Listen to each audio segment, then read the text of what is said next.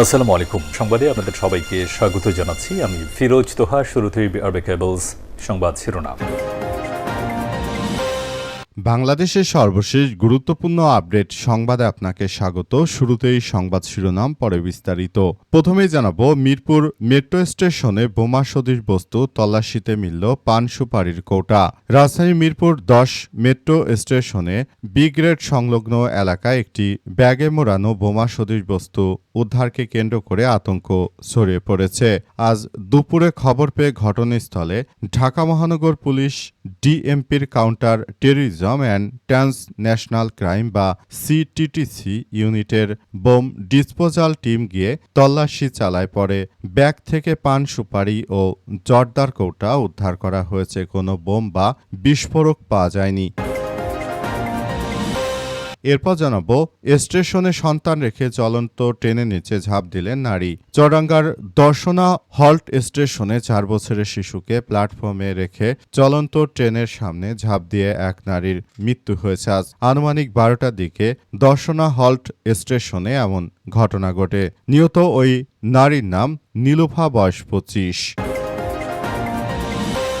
এদিকে তীব্র লোডশেডিংয়ে বিপর্যস্ত জনজীবন।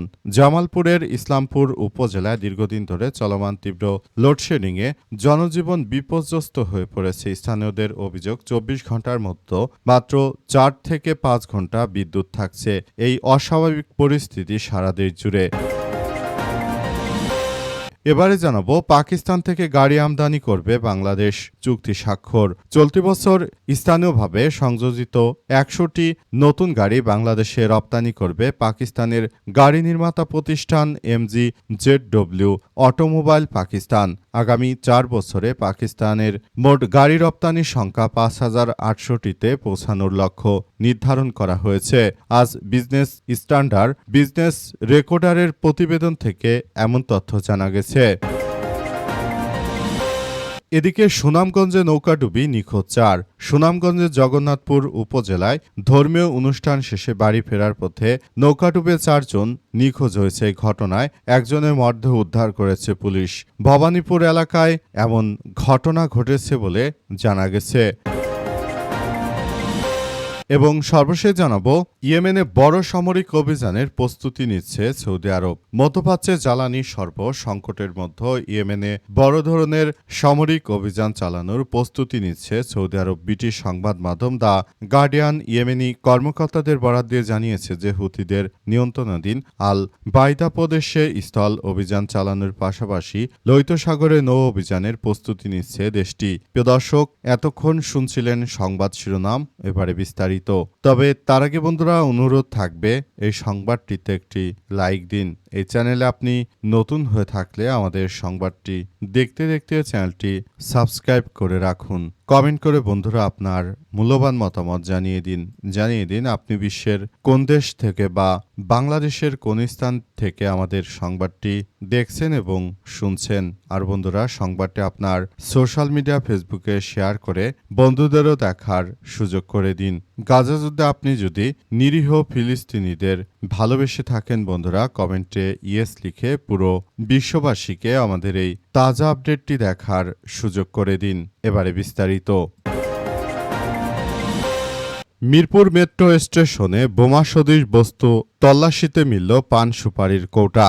রাজধানীর মিরপুর 10 মেট্রো স্টেশনে বি গ্রেড সংলগ্ন এলাকায় একটি ব্যাগে মোড়ানো বোমা সদৃশ বস্তু উদ্ধারকে কেন্দ্র করে আতঙ্ক ছড়িয়ে পড়েছে। আজ দুপুরে খবর পেয়ে ঘটনাস্থলে ঢাকা মহানগর পুলিশ বা ডিএমপির counter terrorism and transnational crime বা সিটিটিসি ইউনিটের বোম ডিসপোজাল টিম গিয়ে তল্লাশি চালায়। পরে ব্যাগ থেকে পান সুপারি ও জর্দার কৌটা উদ্ধার করা হয়। কোনো বোমা বা বিস্ফোরক পাওয়া যায়নি। পুলিশ জানায় যে শনিবার দুপুর 12:45 দিকে মিরপুর মডেল থানাধীন মিরপুর 10 মেট্রো স্টেশনের বি গ্রেডের পাশে এমআরটি পুলিশ এর একটি ব্যাগে মোড়ানো ককটেল বোমা সদৃশ বস্তু দেখা যায়। বিষয়টি জানানো হলে মিরপুর মডেল থানার পুলিশ ঘটনাস্থলে পৌঁছে সিটিটিসির বোম ডিসপোজাল ইউনিটকে খবর দেয়। পরে দুপুর দুপুর 1:05 বোম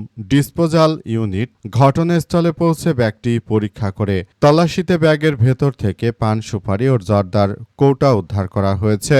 কোনো ধরনের বিস্ফোরক বা বোম পাওয়া যায়নি। মিরপুর বিভাগের উপপুলিশ কমিশনার মোস্তাক সরকার বলেন যে বোমা সদৃশ ব্যাগ থেকে পান সুপারি জর্দার কৌটা পাওয়া গেছে।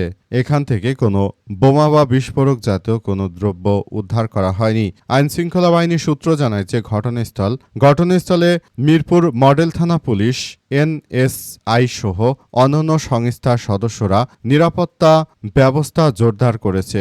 বস্তুটি প্রাথমিকভাবে নিশ্চিত হওয়ার পর পরিস্থিতি স্বাভাবিক হয়েছে। তবে ঘটনাটি ঘিরে এলাকায় কিছু সময়ের জন্য আতঙ্ক বিরাজ করছে। স্টেশনে সন্তান রেখে চলন্ত ট্রেনের নিচে ঝাঁপ দিলেন নারী। চুয়াডাঙ্গার দর্শনা হল্ট স্টেশনে 4 বছরের শিশুকে প্ল্যাটফর্মে রেখে চলন্ত ট্রেনের সামনে ঝাঁপ দিয়ে এক নারীর মৃত্যু হয়েছে। আজ আনুমানিক 12টার দিকে দর্শনা হল স্টেশনে এমন ঘটনা ঘটে।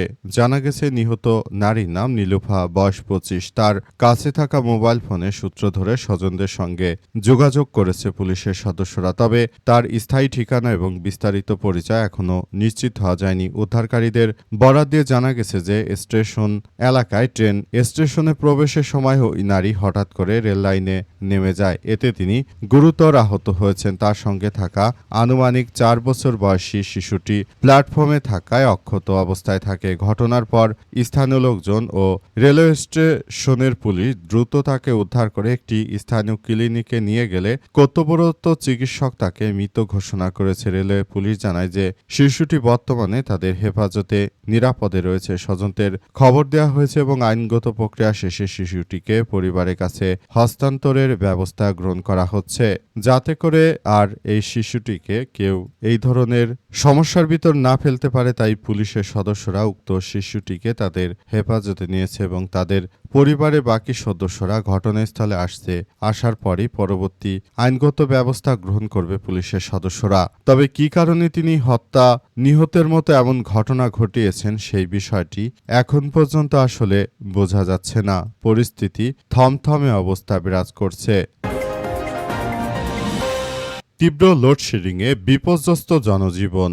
জামালপুরের ইসলামপুর উপজেলায় দীর্ঘদিন ধরে চলমান তীব্র লোডশেডিংয়ে জনজীবন বিপর্যস্ত হয়ে পড়েছে। স্থানীয়দের অভিযোগ, 24 ঘন্টার মধ্যে গড়ে মাত্র 4 ঘন্টা বিদ্যুৎ সরবরাহ পাওয়া যাচ্ছে। এমন সারা বাংলাদেশে অবস্থা এতটাই ভয়াবহ। জীবনযাত্রার পাশাপাশি ব্যবসা বাণিজ্য, শিক্ষা কার্যক্রম ও কৃষি উৎপাদন মারাত্মকভাবে ব্যাহত হচ্ছে। স্থানীয় দাবি, পৌর এলাকায় তুলনামূলক একটু বেশি বিদ্যুৎ থাকলেও উপজেলার অধিকাংশ গ্রামীণ ও মফস্বল এলাকায় দীর্ঘ ও বিদ্যুৎ থাকে না। ফলে প্রচণ্ড গরমে শিশু, বৃদ্ধ ও অসুস্থ ব্যক্তিরা সবথেকে বেশি দুর্ভোগে পড়েছে। উপজেলা সদর ইউনিয়নের গঙ্গাপাড়া গ্রামের কৃষক নাজির উদ্দিন জানিয়েছেন, এই গরমে আমরা অতিষ্ঠ, বিদ্যুৎ চলে গেলে আর আসে না। 1 বিঘা জমিতে সবজি চাষ করেছি, কিন্তু সেচ দিতে পারছি না। দিনে রাতে মিলে 4 ঘন্টায়ও বিদ্যুৎ থাকছে না। চিনাডুলি ইউনিয়নের বলিদা গ্রামের অটোরিকশা চালক রবিউল ইসলাম বলেন যে অটোরিকশার আয়ে আমার সংসার চলে, কিন্তু বিদ্যুৎ না থাকায় আমরা ঠিকমতো চার্জ দিতে পারছি না। শুধু এক জায়গায় নয়, সারা বাংলাদেশে একই ঘটনা ঘটছে। এই মুহূর্তে বিএনপি সরকার ক্ষমতা আসার পরই দেশে বিদ্যুৎ দিতে পারছে না, হাহাকার চলছে দেশ জুড়ে। দেশের শিল্প খাতেও বিপর্যয় নেমে এসেছে। অবস্থায় দেশের মধ্যে এক বড় ধরনের দুর্ঘটনা ঘটার সম্ভাবনা দেখা দিয়েছে। এমনিতে এই মুহূর্তে যথাযথভাবে গ্যাস সরবরাহ দিতে না পারার কারণে আসলে সারা দেশ জুড়ে এমন বিশৃঙ্খল পরিস্থিতির ঘটনা ঘটছে। তবে এই পরিস্থিতি আসলে কত দূর এগিয়ে যায় সেটি এখন পর্যন্ত আসলে বোঝা যাচ্ছে না। তবে এই পরিস্থিতিতে সবাইকে আরও বেশি সতর্ক থাকার জন্য নির্দেশনা জারি করা হয়েছে। বর্তমান যে বিএনপি সরকার ক্ষমতা এসেছে, সরকার ক্ষমতা আসার পরই 5 মাসের ব্যবধানে অন্তত 4 বার গ্যাস ও বিদ্যুতের দাম বৃদ্ধি করার পরও জনগণকে যথাযথভাবে বিদ্যুৎ দিতে পারছে না। পাকিস্তান থেকে গাড়ি আমদানি করবে বাংলাদেশ। চুক্তি স্বাক্ষর চলতি বছর স্থায়ীভাবে সংযোজিত ১০০টি গাড়ি বাংলাদেশে রপ্তানি করবে পাকিস্তানের গাড়ি নির্মাতা প্রতিষ্ঠান MG-ZW অটোমোবাইল পাকিস্তান। আগামী ৪ বছরে প্রতিষ্ঠানটি বিদেশে মোট গাড়ি রপ্তানির সংখ্যা ৫,৮০০টিতে পৌঁছানোর লক্ষ্য নির্ধারণ করা হয়েছে। পাকিস্তানি সংবাদ মাধ্যম বিজনেস রেকর্ডের প্রতিবেদন থেকে এই তথ্য জানা গেছে।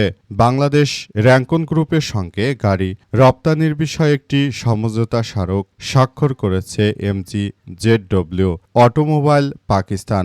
বৃহস্পতিবার পাকিস্তানের প্রধানমন্ত্রী ও শিল্প উৎপাদন বিষয়ক বিশেষ সহকারী হারুন আক্তার খানের উপস্থিতিতে চুক্তি স্বাক্ষর হয়েছে। চুক্তি অনুযায়ী চলতি বছর পাকিস্তানে স্থায়ীভাবে সংযোজিত ১০০টি গাড়ি বাংলাদেশে পাঠাবে MG-ZW অটোমোবাইল পাকিস্তান। পাকিস্তানের প্রধানমন্ত্রী শিল্প ও উৎপাদন বিষয়ক বিশেষ সহকারী হারুন আক্তার খান জানান, এই চুক্তির মাধ্যমে পাকিস্তান লাখ লাখ ডলারের বৈদেশিক মুদ্রা আয় করবে। একই সঙ্গে এটি সরকারের রপ্তানি নির্ভর শিল্প প্রবৃদ্ধির পরিকল্পনা বাস্তবায়নের উপর গুরুত্ব ভূমিকা রাখবে। হারুন আক্তার আরও জানান যে গাড়ি রপ্তানি বাড়ানো, স্থানীয়দের উৎপাদন ও যন্ত্রাংশ ব্যবহার বৃদ্ধি এবং দেশের গাড়ি উৎপাদন সক্ষমতা আরও শক্তিশালী করতে পাকিস্তান সরকার একটি সমন্বিত অটোমোবাইল নীতি চূড়ান্ত করবে। র্যাঙ্কন গ্রুপের নির্বাহী পরিচালক মোহাম্মদ মুস্তাফিজুর রহমান ভূঁইয়া জানান, এই চুক্তির ফলে বাংলাদেশের গাড়ির বাজারে সুস্থ প্রতিযোগিতা তৈরি হবে। একই সঙ্গে দেশের গ্রাহকরা পাকিস্তান থেকে আমদানি করা গাড়ি